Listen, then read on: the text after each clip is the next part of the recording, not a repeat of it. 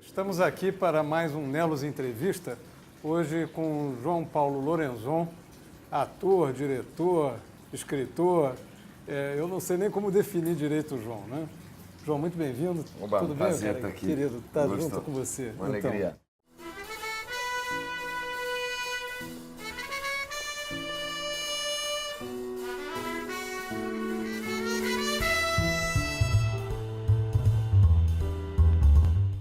Estou muito feliz de estar aqui no Nelos Fonte de Treve.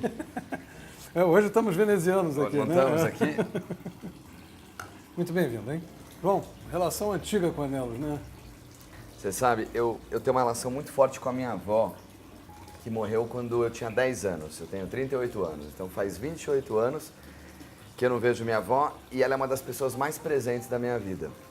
Minha avó morava aqui do lado, na Arthur, e quando eu era pequenininho, era comum eu comer o filé parmegiana, o nhoque rina, o escalope com limone. Então, o Nelos faz parte do meu gosto de infância, assim. E depois virou o restaurante da adolescência, da juventude. E aí a gente se conheceu mais e agora são já 8 anos de parceria. 8 anos que você confia em mim, acredita em mim, e todos os voos que eu faço no teatro, você está ali do meu lado. A gente bateu uma tabelinha muito boa esses anos todos, né? Eu lembro de certas situações em que eu estava, ou tinha lido, ou estava lendo alguma coisa que você estava com ideia de fazer um trabalho em cima. O húngaro, né? Você gostava muito, né? Aquilo foi, eu acho que onde a gente realmente, né, ficou próximo, né? Porque eu tinha realmente acabado de ler De Verdade, não era? E eu achei engraçado porque o livro era um livro multinarrador, né? E você falou assim para mim, pô, tô fazendo um monólogo, né? E aquilo me deixou muito encafifado, né? Eu falei, mas como é que ele pode, né? Tá? E eu achei que o resultado final daquela peça foi uma suavidade, uma maravilha de peça, realmente, um dos melhores trabalhos que a gente, né? Ou pelo menos que você desenvolveu, né? Mas começou antes disso, né?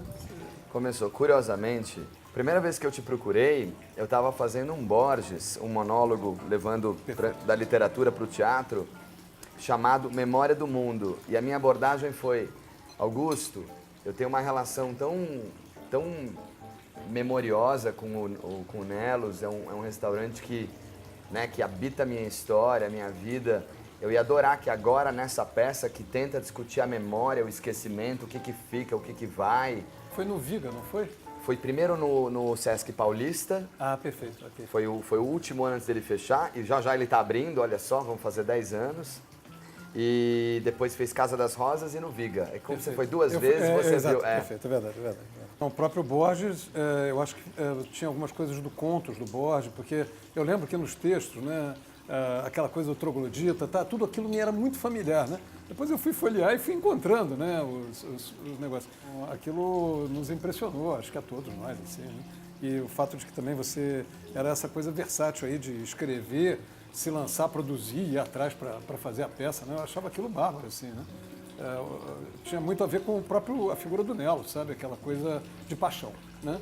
Eu aqui gosto de falar de paixão, né? Porque é o que nos move, né? Assim, né? O que temos aí, né?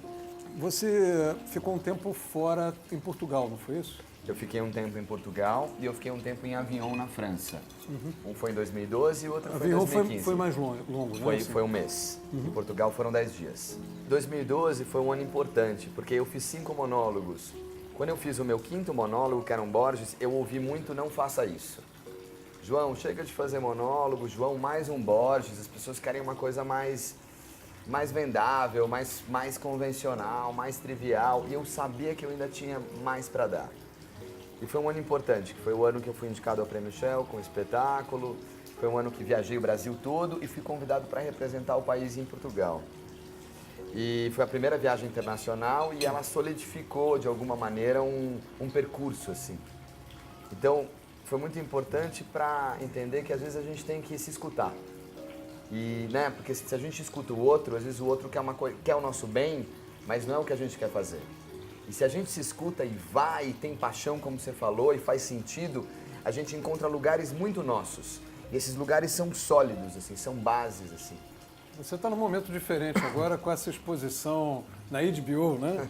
Esse trabalho diferente com a Bruna Lombardi, com o Richelli, né? Como é que isso aconteceu? Como é que começou essa história, né? Você sabe que também começou com o Memória do Mundo. Tomar a liberdade de te servir. Eu tive a honra deles irem assistir, porque eles leram uma boa matéria no jornal e a gente ficou amigo. E eles foram ver todas, eles são muito generosos. Eles são extremamente atarefados e sempre encontraram tempo como você para assistir todas as peças, não perderam uma. Então, foi se construindo essa parceria, essa história. E eu fiz eu não sou de televisão, eu não sou tanto de cinema e eu fiz o seriado com muita alegria, mas um pouco distraído, assim. Com a companhia, com as peças, com as viagens.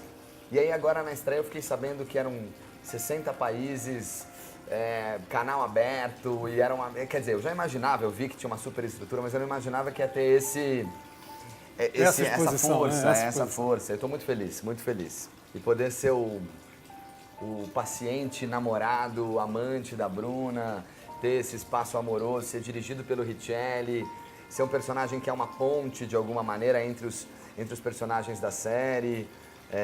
Para mim, que não estou acostumado, foi muito bacana, porque é um personagem cheio de camadas e que tem uma relevância, então foi um presente. Eu, quando vi que você estava fazendo alguma coisa com a Bruna, né, eu fiquei muito emocionado, porque a Bruna teve uma relação, primeiro acho que com o Augusto, o irmão do Nelo, né, que é meio xará, assim, né, e segundo com o próprio Nelo, né, assim, a família Lombardi de longa data eram amigos, enfim, se frequentavam, né, e a Bruna acho um fenômeno, né, não é só pela beleza, mas pela capacidade de realização, né, o próprio Richelli, que claro ajuda, produz, enfim, mas ela é um encanto, né?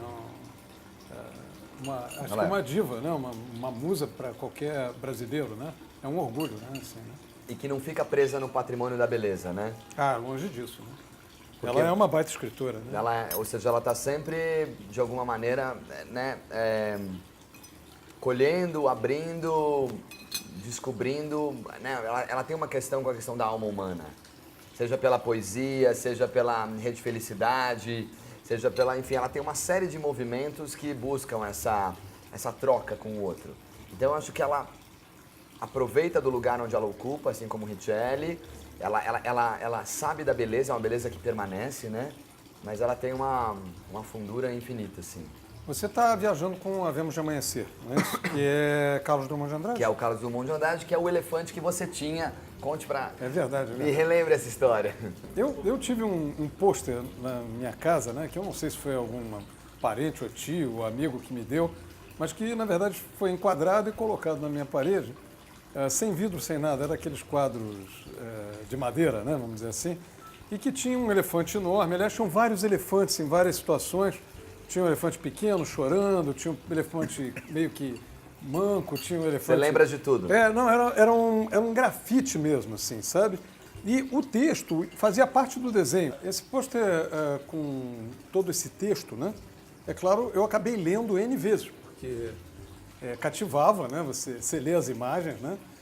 E o texto era contínuo mesmo. Ele tinha um poema ali, eu percebi. O elefante. O elefante...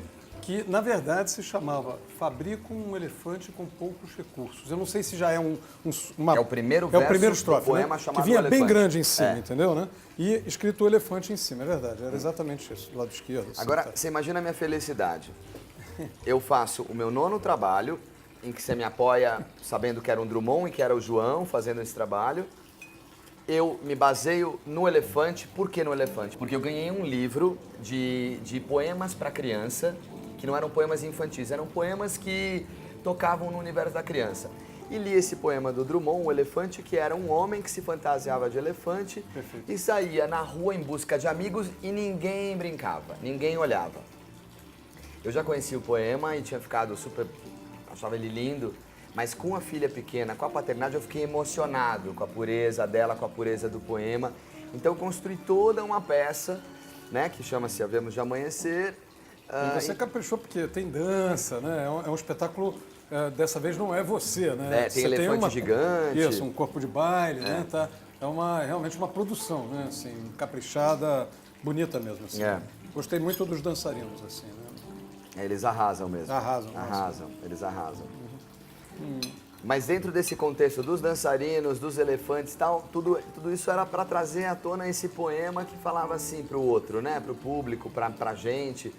Puxa, a gente não tem mais tempo para olhar para as coisas, a gente não tem mais tempo para parar, a gente está sempre em busca de um futuro e não dá mais tempo de viver esse presente. E aí, meu mecenas, patrocinador, vai lá, imagina a minha emoção, né? A obra do Drummond é imensa.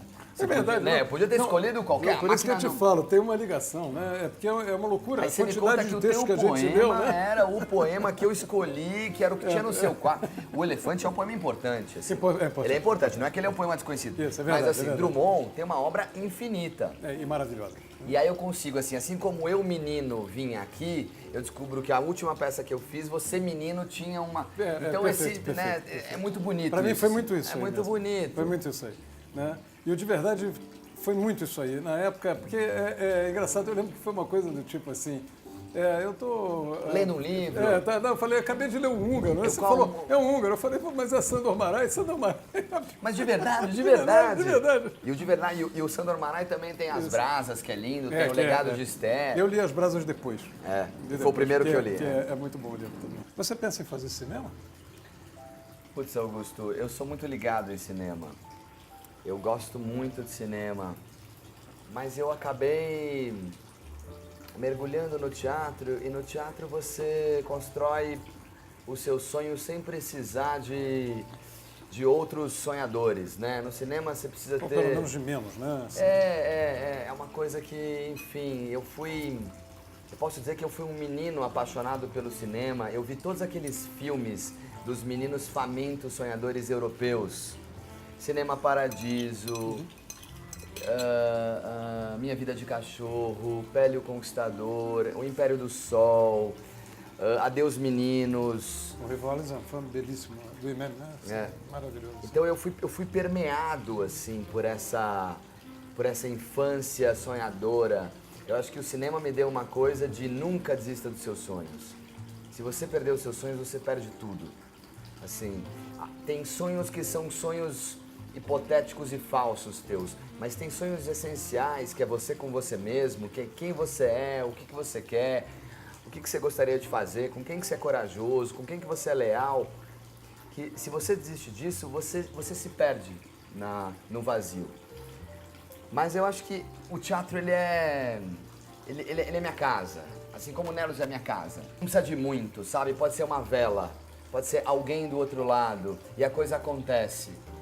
O cinema ficou distante, ou seja, obviamente eu aceitaria e adoraria poder trabalhar, mas eu sei manusear os mecanismos para que o teatro aconteça. Então, e tem um desejo tanto de poder ser todos e de poder experimentar um monte de coisas que eu vou ser muito feliz se eu só fizer teatro também. Se a vida deixar que eu só posso fazer teatro. Teus próximos planos? Não sou nada, não posso querer ser nada, a parte disso tenho em mim todos os sonhos do mundo. É uma pessoa. Eu, junto com a companhia Espaço Mágico, a companhia em que trabalho, a companhia que fundei, a gente está mergulhando na obra do Pessoa para falar dessa infância perdida, para falar exatamente dos sonhos que estão por aí e para falar, sobretudo, como a gente tem que viver o presente, como a gente tem que aproveitar o instante de agora, porque ele passa em um segundo.